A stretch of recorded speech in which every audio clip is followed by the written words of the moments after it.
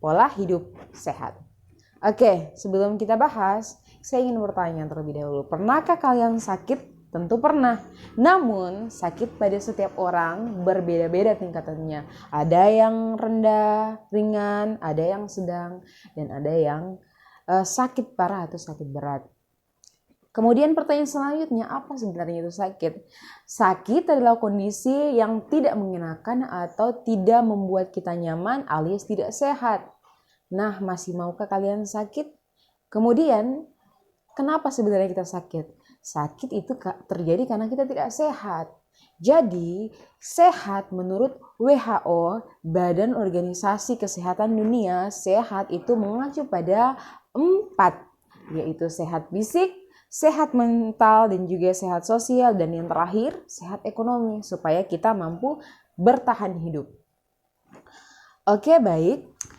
Jadi jangan sama sekali kalian beranggapan bahwa sehat itu hanya mencegah berbagai macam penyakit, tetapi kita juga harus sehat secara fisik, sehat secara mental, kemudian sehat secara sosial, dan juga yang tidak kalah penting yaitu sehat secara ekonomi. Kemudian, jangan pernah beranggapan bahwa sakit itu akan datang pada saat kita sudah old atau alias sudah tua. Karena sakit sesungguhnya itu tidak memandang siapa dan berapa umur kita.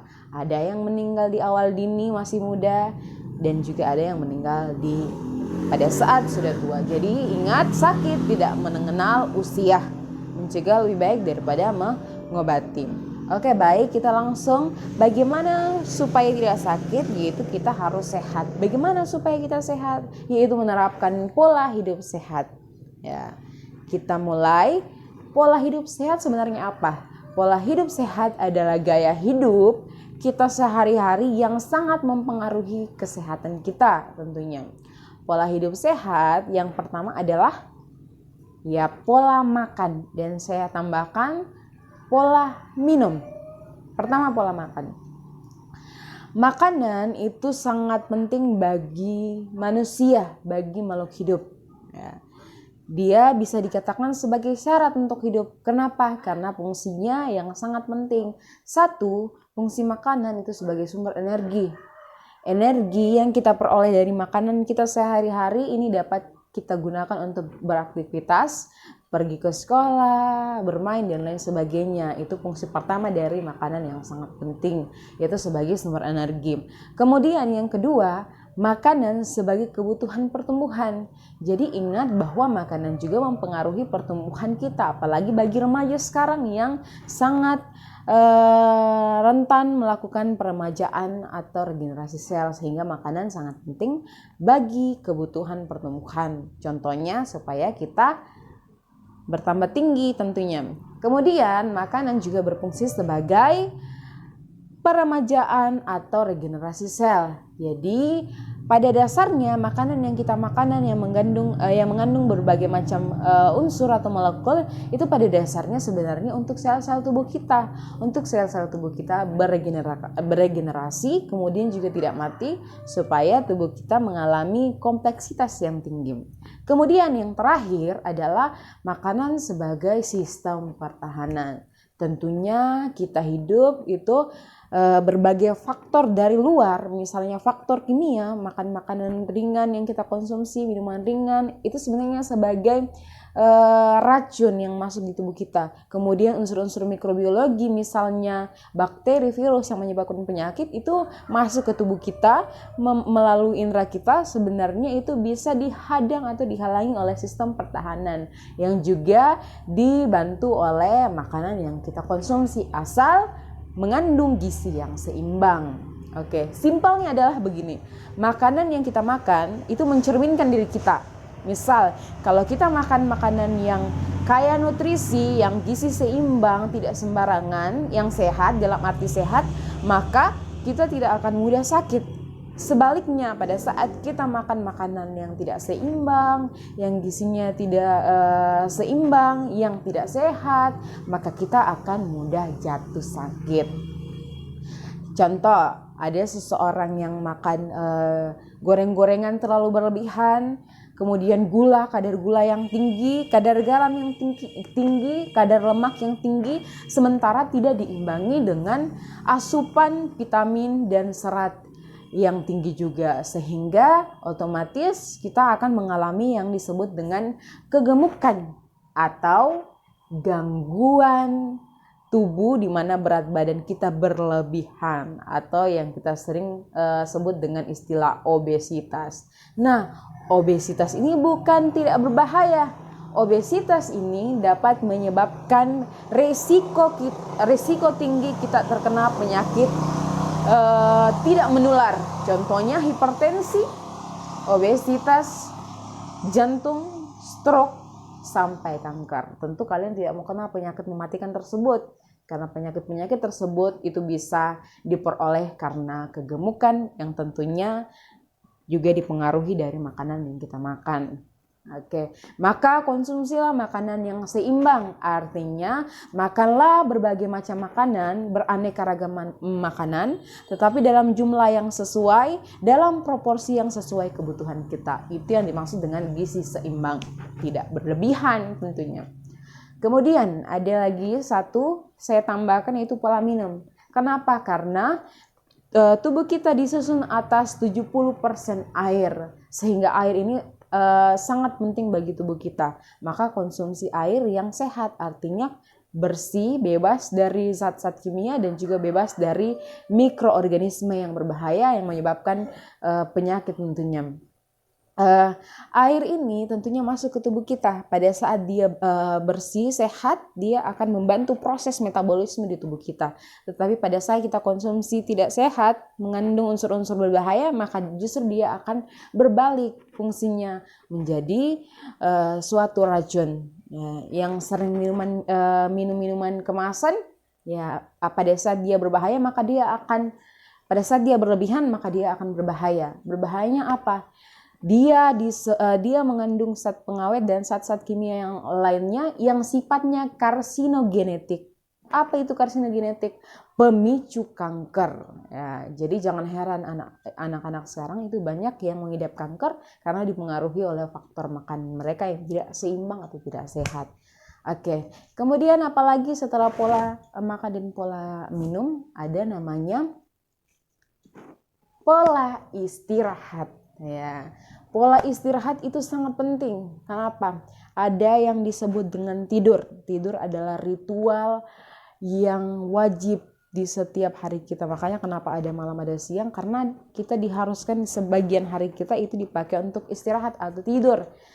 Apa tujuan dari tidur? Sebenarnya dia untuk mengistirahatkan organ-organ tubuh kita. Kemudian dia pada saat dia tidur itu secara tidak langsung tubuh kita sedang melakukan toksik, ya, membuang racun-racun. Kemudian tidur ini dapat, apalagi bagi remaja, begitu penting karena pada saat kita tidur itu terjadi regenerasi sel yang menyebabkan pertumbuhan. Jadi pada saat tidur itu remaja mengalami pertumbuhan. Oke, maksimal tidur kita itu berapa jam? Oke, minimal tidur kita itu adalah 6-8 jam sehari. Nah, jadi tidur ini menjadi begitu penting bagi tubuh, terutama bagi remaja untuk masa pertumbuhan. Ingat, jangan begadang-begadang atau tidur terlalu malam. Kenapa? Bagi remaja ini rentan terhadap begadang. Kenapa? Menurut penelitian, begadang itu dapat memperpendek umur. Itu menurut penelitian. Makanya jangan bergadang, jangan sekali-sekali bergadang. Kalian tentunya mau hidup lebih lama tentunya, sama dengan saya. Oke, baik. Pola hidup sehat yang ketiga adalah menjaga kebersihan. Oke, kebersihan ini sangat penting apalagi di masa pandemi sekarang. Kita harus semua serba bersih untuk tetap terhindar dari COVID-19. Ya. Hidup bersih ini bisa menghindarkan kita dari berbagai penyakit yang sifatnya menginfeksi. Entah itu diinfeksi oleh bakteri dan juga diinfeksi oleh virus. Cara hidup sehat itu bermacam-macam. Satu, ya, kita harus rajin cuci tangan di air mengalir menggunakan sabun tentunya untuk menghindari infeksi bakteri dan virus yang kita melalui tangan, melalui kulit. Kemudian jangan lupa gunakan alas kaki supaya tidak cacingan. Kemudian yang ketiga itu membersihkan lingkungan sekitar. Nah, contohnya tidak membuang sampah, membersihkan halaman rumah dan lain sebagainya. Dan yang tidak kalah penting, lingkungan sekitar berarti berbicara masalah udara. Nah, udara ini dia pada saat dia berbahaya atau mengandung racun, maka dia disebut polusi. Hindari asap rokok. Nah, rokok juga ini dapat menyebabkan kita dengan mudah sakit sampai menurunkan sistem pertahanan tubuh. Nah, itu dia faktor supaya kita sehat, yaitu menjaga kebersihan. Kemudian yang selanjutnya adalah menghindari stres. Oke, jadi stres ini sangat berbahaya pada saat tingkatannya sudah sangat tinggi. Kenapa? Karena dia tidak hanya mengganggu organ-organ tubuh kita bagian luar, tetapi ternyata mengganggu bagian dalam. Jadi untuk menghindari stres, lakukanlah hal-hal yang membuat kalian bahagia atau menyenangkan, membuat kalian senang. Contohnya melakukan hobi kalian yang kalian suka. Kemudian melakukan aktivitas-aktivitas yang membuat hati atau suasana bahagia. Itu hindari stres, karena stres sangat berpengaruh terhadap tubuh kita. Yang paling terakhir yaitu olahraga. Oke, olahraga itu adalah aktivitas fisik yang kita lakukan secara terencana dan dilakukan secara berulang-ulang untuk menjaga kesehatan jasmani tubuh kita. Nah, olahraga juga berperan penting dalam menghindari kita supaya bebas dari gangguan atau penyakit-penyakit yang akan datang. Oke, olahraga itu minimal dilakukan dalam 3 kali seminggu selama 150 menit. Jadi sisa kita bagi berarti 3 kali seminggu berarti 50 dalam 1 kali 50 menit dalam 1 kali olahraga. Nah, olahraganya itu tidak harus berat, bisa kita lakukan semacam latihan atau exercise ringan di rumah, yang jelas dia sifatnya membakar kalori. Apa sebenarnya manfaat dari olahraga? 1, olahraga menjaga kesehatan dan menjaga kebugaran tubuh. Kemudian kedua, dia menurunkan risiko kita terkena penyakit, ya. Kemudian ketiga, meningkatkan kepadatan tulang kita. Kemudian yang paling penting adalah menurunkan resiko obesitas. Kenapa? Sekali lagi saya ulang bahwa obesitas ini berbahaya karena dia dapat meningkatkan resiko penyakit tidak menular yang mematikan. Contohnya tadi adalah diabetes, hipertensi, jantung, stroke, sampai kanker. Tentunya kalian tidak ingin. Nah, itu dia berbagai macam pola hidup sehat supaya kita tetap terhindar dari berbagai macam penyakit. Nah, tambahan saya bagi remaja, bagi anak sekolah, pola hidup selanjutnya jangan lupa sarapan sebelum sekolah, karena sarapan ini sangat penting sebagai sumber energi kita untuk beraktivitas. Kemudian yang tidak kalah penting untuk siswa adalah pada saat sekolah dia membuat kita menjadi konsentrasi belajar, meningkatkan daya pikir kita di sekolah. Nah, jadi itulah mengapa sarapan sangat penting bagi remaja. Oke, demikian pola hidup, materi pola hidup pada kesempatan kali ini. Kita lanjut